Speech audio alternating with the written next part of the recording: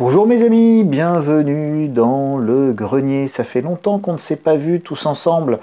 Voilà, j'ai réglé l'autofocus. On va parler d'immobilier, parce que tout le monde dit que ça va baisser vu que les taux montent.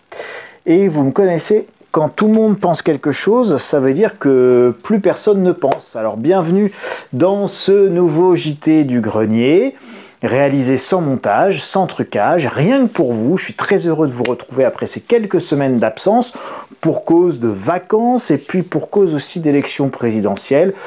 J'avais décidé de me taire, de ne rien dire, de ne pas parler de tous ces sujets-là. Voilà, donc du coup, ça fait une petite pause finalement.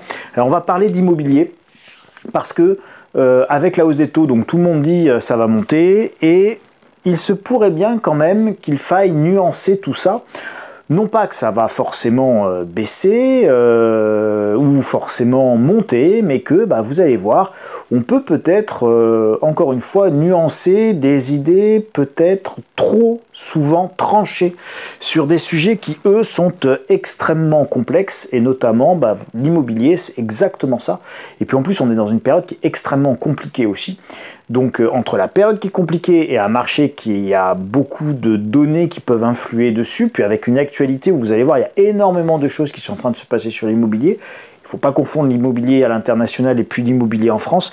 Et vous allez voir, il y a vraiment des grosses différences. Alors, une situation inédite. Alors là, je vous fais un petit raisonnement.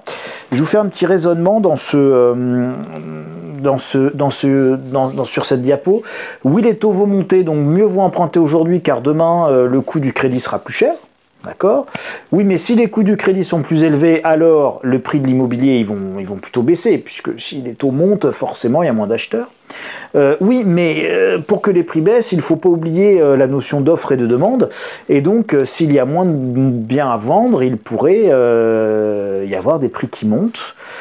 Et pourquoi y aurait-il bien moins de biens à vendre? Parce qu'entre les pénuries de matériaux, la main-d'œuvre pour construire qui devient de plus en plus cher, ou pour rénover où c'est de plus en plus compliqué, et de plus en plus cher là aussi, et bien finalement, pour avoir une forme de raréfaction de l'offre à court terme et moyen terme. Alors, vous voyez, déjà, rien que sur une diapo, on va se poser un certain nombre de questions, et c'est pas si simple que ça d'y répondre. Alors, raréfaction, changement d'usage, etc. Alors là, je vous liste vraiment, c'est vraiment la liste à l'après-vert. Donc vous ferez pause pour la lire, mais transition énergétique, nouveau DPE, interdiction de louer les logements énergivores, appelés passoires thermiques, interdiction d'augmenter, d'indexer les loyers, hausse des prix des maisons, baisse des prix dans les très grandes villes, hausse dans les petites villes, télétravail, disparition de la voiture, explosion des prix des transports, hausse de l'énergie, prime au logement bien isolé, décote pour les moins bons, même légaux, hausse des mises en vente des logements classés F ou G, hausse des taux d'intérêt, difficulté de financement, inflation au plus haut depuis 40 ans, immobilier valeur refuge, guerre en Ukraine, confinement en Chine. Waouh! Vous voyez un petit peu tous les paramètres là. C'était ça que je voulais vous montrer. C'était tous les paramètres qu'il faudrait prendre en considération, mettre ça dans un shaker, secouer, modéliser, et puis dire ça va plutôt monter, ça va plutôt baisser. Ce que je veux juste vous dire, c'est que je pense qu'il faut nuancer l'analyse sur le secteur immobilier, parce que comme vous le voyez, c'est très complexe et il y a beaucoup de paramètres. Alors c'est pas parce qu'il y a beaucoup de paramètres qu'on peut pas avoir quand même un petit avis. Et donc je vous invite à réfléchir avec moi à l'avis qu'on pourrait se forger, l'opinion, l'analyse qu'on pourrait essayer d'avoir. Et donc encore une fois, il ne s'agit pas de vous annoncer forcément ça va monter, forcément ça va baisser, mais encore une fois de nuancer. Ici, je vous mets comme titre l'immobilier monte parce que les taux sont bas. Et donc là, ici, vous avez l'ensemble de l'évolution des taux de crédit immobilier aux particuliers. Donc là, on n'est pas sur les taux d'intérêt directeurs des banques centrales, on est sur les crédits donnés aux gens, c'est-à-dire votre taux d'emprunt, mon taux d'emprunt, quand on achète une maison ou un appartement. Ici, on est en 2001. En 2001, au premier trimestre, T1 2001, on est à presque 6% de taux d'emprunt. Mais regardez, ici on est on est entre 2009 et 2010 et on est un petit peu au-dessus de 5%. Et c'est intéressant parce que quand on était à ce niveau-là, il n'y avait pas de krach immobilier. En 2000, quand on était à presque 6%, il n'y avait pas de krach immobilier. Et puis en 2013, quand on était à 4% de taux d'emprunt pour vous, pour moi, il n'y avait pas de krach immobilier. Et puis ici, on est en 2015, on est à 3% quand on emprunte, et il n'y avait pas de krach immobilier en 2015. En 2015, les prix montaient. Là, en 2009-2010, quand les taux sont à 5,5, vous allez voir sur la diapo suivante, il y a une petite baisse des prix, mais il n'y a pas de krach. Il y a une petite correction, mais il n'y a pas de krach. C'est intéressant quand même de se rendre compte que des taux d'intérêt, je ne parle pas de taux d'intérêt à 10%, mais des taux d'intérêt jusqu'à 5% en tout cas n'entraînent pas de krach sur le marché immobilier. Ça permet de nuancer. Alors ça n'entraîne pas de krach sur les 20 années 2001-2022, sur les 21 années de recul que je vous prends aujourd'hui, donc sur 21 ans, on peut dire que des taux entre 3 et 5% n'entraînent pas de krach majeur. On va voir sur la diapo suivante. Regardez la même période 2000-2021, vous voyez que malgré les évolutions de taux, quand même ils ont été structurellement baissiers, je ne le conteste pas, c'est pas l'objet, on regarde les choses de manière objective, lucide, il ne s'agit pas de dire je suis pour, je suis contre, je suis ni pour ni contre, bien au contraire, je regarde avec vous les choses de manière objective, lucide, on voit qu'on a quand même si on a effectivement une tendance baissière incontestable, on voit quand même qu'on a eu des taux à presque 6, des taux à 5, des taux à 4, des taux à 3. Et là, on est jusqu'en 2015, donc sur la moitié de la période. Et vous voyez que malgré ces taux, ça montait. Exception faite, ici, de la période, je vous disais, 2009-2010, où on a un petit mouvement de correction et on va y revenir. Mais vous voyez que ce mouvement de correction, on passe de 102 à 94 en termes de base de prix. Par l'aller... même pas 10% de correction, on est dans une correction, on n'est pas du tout dans un krach, puis vous voyez qu'après ça repart, et d'ailleurs regardez, ici 102, ici 120, finalement, vous avez plutôt de la stabilité, donc on pourrait même, si on fait un raisonnement comme ça, aberrant, on pourrait même dire, plus les taux sont hauts, début de période, plus les taux sont hauts début de période, plus, début de période, la progression est forte. Alors évidemment, ce n'est pas comme ça qu'il faut le voir. Là, c'était juste pour vous provoquer.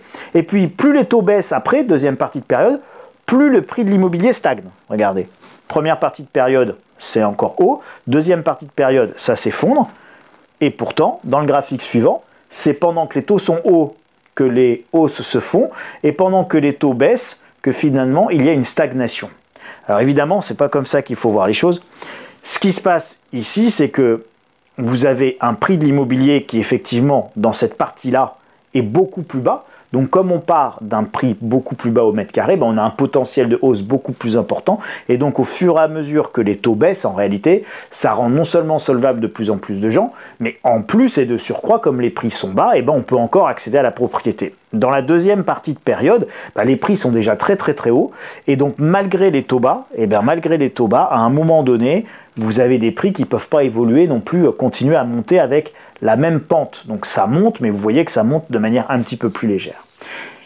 Mais il y a un autre paramètre à prendre en compte, c'est qu'ici, on est en 2009-2010 par exemple, et là on a une crise. On a une crise qui est la crise des subprimes. Les gens sont extrêmement inquiets. Les taux repartent à la hausse, les taux sont relativement élevés, et pourtant ça ne va pas empêcher les gens d'acheter. Pourquoi ? Parce que malgré le fait que les taux soient élevés entre 2009 et 2011, je vous remets ça, 2009, 2011, regardez, 2011, 2012, 2013, regardez, 2013, on est là, d'accord? On est ici, donc on est avec des taux de 4%. Et malgré le fait qu'on ait cette remontée des taux et des taux à 4%, on a sur la même période, 2009, 2010, 2011, 2012, 2013, regardez, les prix repartent à la hausse. Pourquoi les prix repartent à la hausse? Parce que là, vous avez un phénomène. Moi, j'ai pleinement vécu à la banque, parce que j'étais à la BNP à l'époque, et j'ai vu arriver des gens qui achetaient cash, qui retiraient, ils avaient peur de l'explosion de l'euro, etc. 2011, hausse de l'or, très grande crainte sur l'explosion de la zone euro, sur la solvabilité des pays comme la Grèce, l'Italie, l'Espagne. Il y avait une décorrélation des taux, les swaps de taux, il y avait des écarts de taux après qui étaient très importants entre les pays. Donc tout ça avait amené beaucoup d'inquiétudes et donc finalement les gens sortaient de l'argent de la banque et ils préféraient acheter cash une maison ou un appartement pour faire du placement immobilier, plutôt que de garder de l'argent à la banque. Et donc ça a fait cette remontée importante du prix, malgré des taux qui étaient plutôt élevés. Et pourquoi? Uniquement parce qu'en fait, c'était des financements qui se faisaient, c'était des achats qui se faisaient sans financement bancaire, et c'était plutôt des achats cash ou avec des financements bancaires qui étaient relativement peu importants. Donc en fait, voilà, les gens faisaient ça. Donc vous voyez que même quand les taux montent, paradoxalement, on peut avoir des mouvements de hausse, même quand on a une augmentation de taux, pour peu que l'augmentation de taux reste relativement modérée. Voilà, je crois que c'est ça qui est important à garder en tête. Évidemment, si on a des taux à 15% en taux d'emprunt, on va avoir bien évidemment un impact très très fort sur les prix de l'immobilier. Alors justement, regardez, ça c'est un article dans Capital de mon copain Marc Toiti. L'envolée des taux ne fait que débuter, gare à la bourse et à l'immobilier. Et donc il a raison, Marc Toiti, de prévenir et de dire attention, faites attention. Marc Toiti revient sur la relation entre les taux d'intérêt et la baisse des prix des actifs quand les taux montent. C'est une grande corrélation historique, économique. Il a raison, quand les taux montent, les prix des actifs corrigent, qu'ils soient boursiers, immobiliers, obligataires. Si le taux monte, les prix des actifs corrigent. La question n'est donc pas de savoir si quand les taux montent, les prix baissent. Ils baissent. Ça, c'est une réalité historique. La vraie question est de savoir si les taux peuvent monter et surtout, si les taux montent, quelles sont les conséquences et dans quelle proportion les taux peuvent monter. Et moi, je vous pose la question, à votre avis, quelle est la possibilité pour que les taux montent de manière importante? Alors, si les taux montent trop vite et de manière trop importante, compte tenu de l'endettement généralisé de l'ensemble des acteurs économiques, familles, ménages, entreprises, et puis évidemment les États, vous vous souvenez, rien que pour la France, 600 milliards d'euros de dettes nouvelles pour le Covid, presque 3000 milliards d'euros de dettes, 121% de dette sur PIB, on va tranquillement vers les 130% pour l'année qui va s'achever ou le début d'année suivante en fonction de ce qui va encore se passer. Et donc, vous imaginez bien que si les taux vont à 5, 10, 15%, on est tout simplement insolvable. Voilà, 10% de taux d'intérêt, alors ça met du temps, la dette elle roule, etc. Juste pour vous donner les ordres de grandeur, le budget de l'État c'est 300 milliards d'euros, hein, tout compris, pour les porte-avions, l'armée, l'éducation nationale, tout ce que vous voulez, en gros. Hein. Donc vous imaginez que si vous avez 10% de taux d'intérêt sur 3000 milliards d'euros de dette, ben ça fait 300 milliards. C'est-à-dire que rien que les intérêts de la dette à 10% sont équivalents à la totalité du budget de l'État, donc ça veut dire qu'on ferme tout, rien que pour pouvoir payer les intérêts, donc on est insolvable. Donc, est-ce que les taux peuvent aller à 10%? Eh bien, la réponse, elle est non. Et ils ne peuvent pas aller à 10% ni en Europe, ni en France, mais ni en Europe de manière générale, ni aux États-Unis de manière particulière.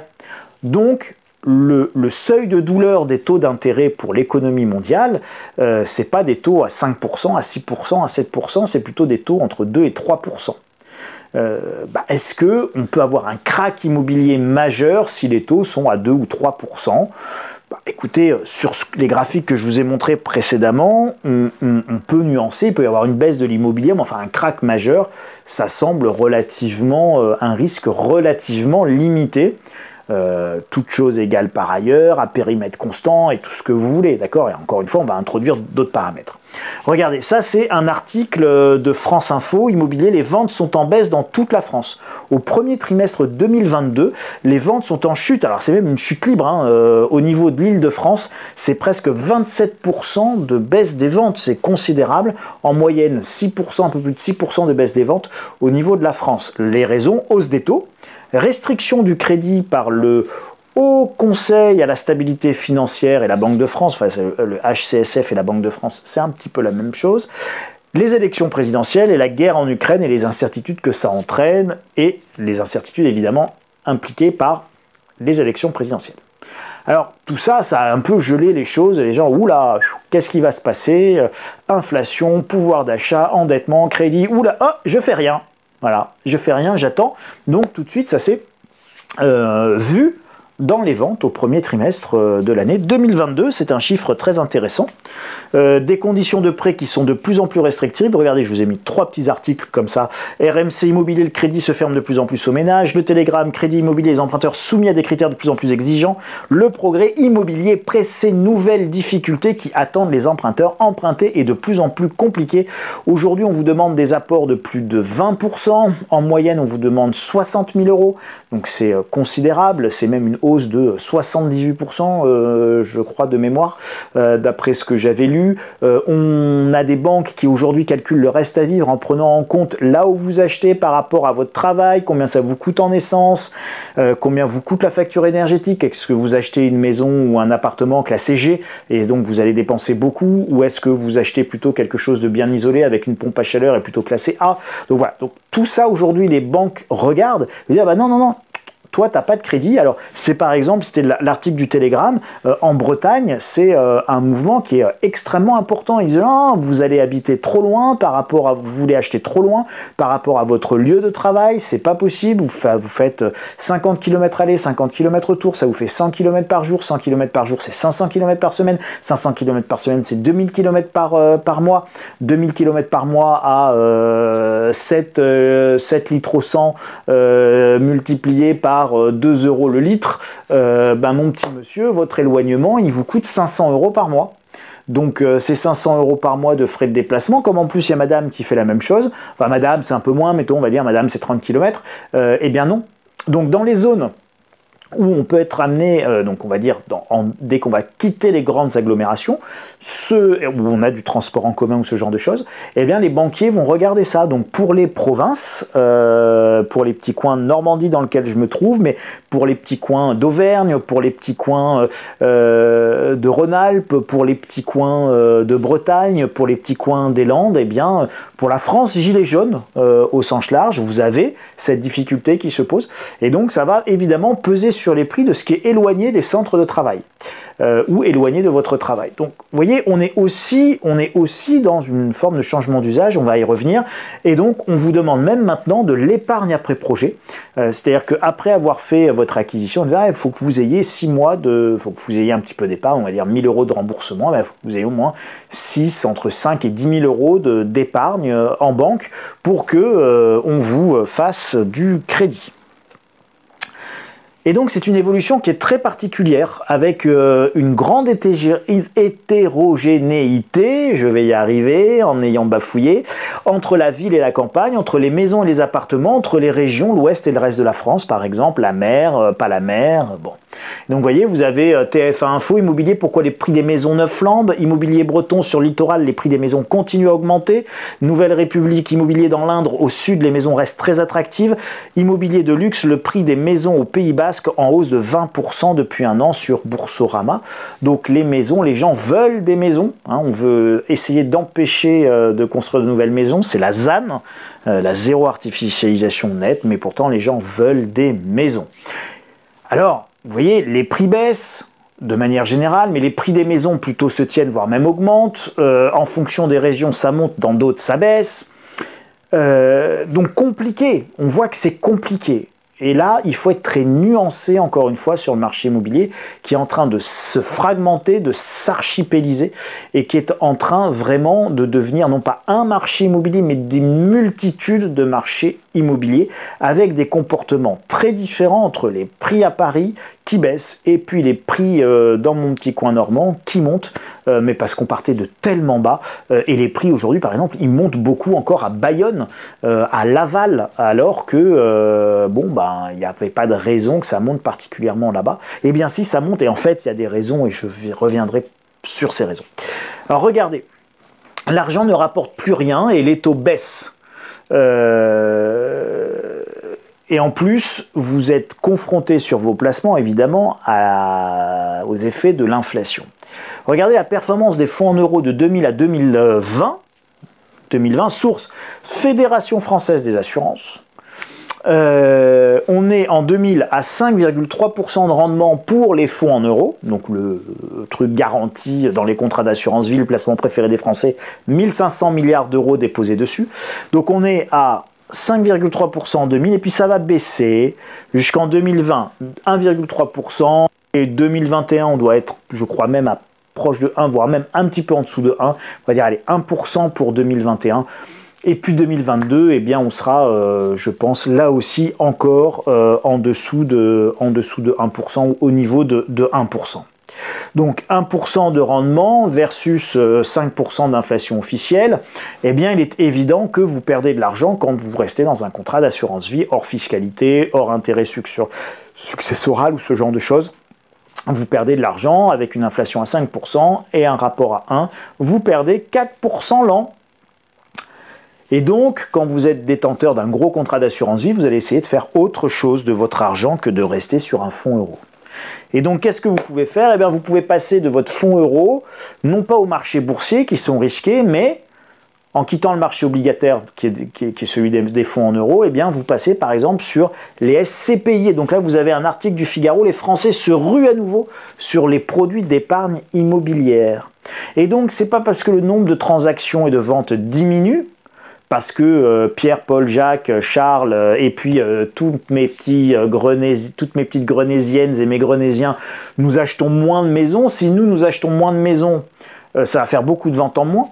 Mais quand une grosse SCPI, qui est une grosse foncière, va arriver et va racheter 500 lots ou 1000 lots quelque part, eh bien elle va compenser tous les achats que nous ne ferons pas par milliers. Ces quelques foncières vont faire le même volume. Et donc c'est très intéressant, les parts repartent. Et donc là, juste pour vous donner, ça s'envole littéralement au premier trimestre 2022. D'accord? Donc là où les transactions baissent au premier trimestre 2022, vous avez pour 2,6 milliards d'euros d'achats pour les sociétés qui gèrent des portefeuilles d'immeubles de bureaux, de commerces, d'entrepôts, etc. etc. D'accord? Donc les SCPI, ces foncières, ces sociétés qui gèrent ça. Et donc en moyenne, les rendements atteignent 4,5% en 2021. Donc vous voyez, avec une inflation à 4%, et des rendements à 4,5, eh bien, soit vous battez un petit peu l'inflation, voire même, même si vous perdez, vous allez perdre beaucoup moins, évidemment, qu'avec votre fonds en euros. Donc, les épargnants arbitrent vers ça. Donc, vous voyez, ça, c'est par exemple quelque chose qui va alimenter, irriguer le marché immobilier. Et donc, là encore, on nuance, l'augmentation des taux d'intérêt ne signifie pas forcément un krach violent sur l'immobilier. Conclusion. Eh bien, conclusion, je voulais juste vous montrer qu'on pouvait voir les choses un petit peu autrement, qu'il fallait nuancer, que ce n'était pas forcément la fin de l'immobilier, c'est la crise finale et l'effondrement total. Non, pas du tout. Groupons-nous dès demain, camarades. Non, je vous rappelle qu'on est le 1er mai. Vous m'en voulez pas. Humour de grenier. Donc l'immobilier peut monter même quand les taux d'intérêt sont à 3%.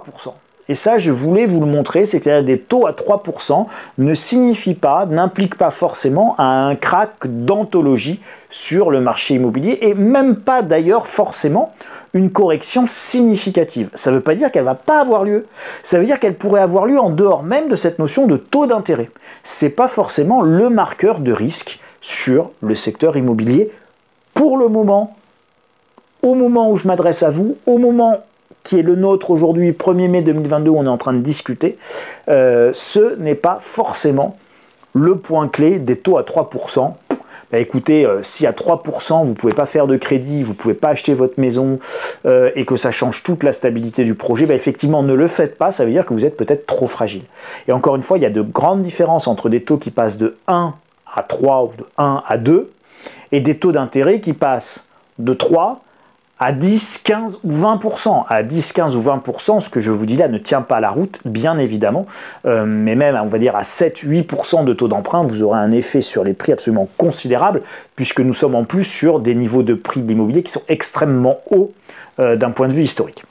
L'immobilier peut servir de valeur refuge face à l'inflation. Et ça, c'est important de l'avoir en tête. Souvenez-vous, je vous avais montré 2009, 2010, 2011, et hop, ça repart malgré des taux qui sont plutôt haut et qui avait plutôt monté à l'époque, et ça repart. Pourquoi? Parce que l'immobilier sert de valeur refuge. Vous pourriez tout à fait avoir la même chose aujourd'hui, parce que l'inflation repartant, les gens préfèrent acheter de l'immobilier plutôt que de garder de l'argent qui perd de l'argent, qui perd du pouvoir d'achat en banque. Ils vont se dire, je préfère prendre de l'immobilier plutôt que de rester comme ça. Je vous rappelle que l'immobilier, vous avez l'indexation aujourd'hui, vous avez l'IRL, donc l'indice de référence des loyers.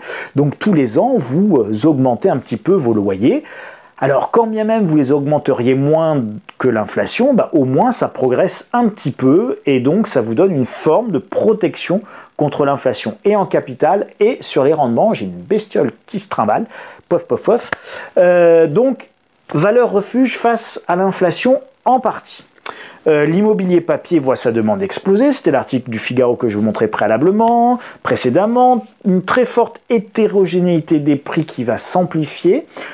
Encore une fois, entre la vie parisienne d'Île-de-France compliquée, l'arrivée du télétravail, les changements d'usage, etc., on a une archipélisation et ça n'a rien à voir. C'est pas parce que les prix vont baisser à Paris, que les prix des appartements vont baisser à Paris, que les prix des maisons dans les petites provinces desservies par des gares ne vont pas augmenter.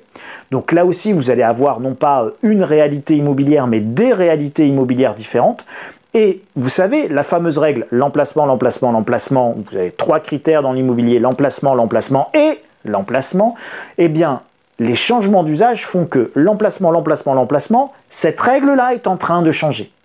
Parce que ce qui était un bon emplacement dans le monde d'avant ne sera plus forcément un bon emplacement par rapport aux attentes dans le monde d'après. Et que je préfère peut-être un bâtiment neuf, une maison neuve en périphérie, hyper bien isolée, avec une gare qui me permet d'aller en centre-ville et de faire du télétravail dans une maison BBC basse consommation RT 2012 et RE 2020, ou un appartement très mal isolé au cœur d'un centre-ville parisien haussmannien qui date de Mathusalem, hein, donc d'Haussmann, 2 siècles. Bon, avec le confort d'il y a 2 siècles, vous voyez, c'est pas évident en fait. Donc tout est en train de changer. Les usages, et donc ça implique directement l'emplacement, l'emplacement, l'emplacement, et donc on va avoir une hétérogénéité des prix. Mais aussi une fiscalité qui peut s'alourdir. Alors c'est l'impôt sur la fortune immobilière, c'est l'augmentation des taxes foncières, etc., etc. Des taux qui ne monteront pas jusqu'au ciel, c'était ce que je vous disais tout à l'heure. Est-ce qu'on peut avoir des taux à 15% quand on est tous endettés comme ça? C'est pas sûr. Et puis bien évidemment un autre paramètre qui est l'inconnu de l'inflation. Donc vous voyez, ça fait beaucoup d'éléments qu'il faut prendre en considération pour nuancer une analyse ou pour commencer à se lancer dans une analyse sur le marché immobilier. Je voulais juste vous dire, ne raisonnez pas hausse de taux égale crack. Voilà, ça va être beaucoup plus nuancé que ça, beaucoup moins automatique que ça, ne serait-ce que parce que les taux, je pense, ne vont pas aller à 15% en ligne droite. Et encore une fois, si on va à plus de 7-8% en ligne droite sur des taux d'emprunt pour vous et moi, évidemment, on aura une correction massive et là, on aura un crack même immobilier. Alors, tout ça, vous allez d'ailleurs le recevoir, non pas dans le flash stratégie, mais dans le dossier stratégie d'avril 2022. Immobilier, et si les prix montaient alors que tout le monde pense au crack et qu'ils vont baisser. Et donc, de quoi on va parler et de quoi on parle dans ce dossier? Eh bien, je vous parle de comprendre les évolutions en cours, la transition énergétique, les nouveaux DPE, la ZAN, qui est la zéro artificialisation nette, le fait que on n'artificialise plus de nouvelles terres, on prend plus sur les terres agricoles, sur les espaces naturels, et donc ça veut dire qu'on a une raréfaction du foncier.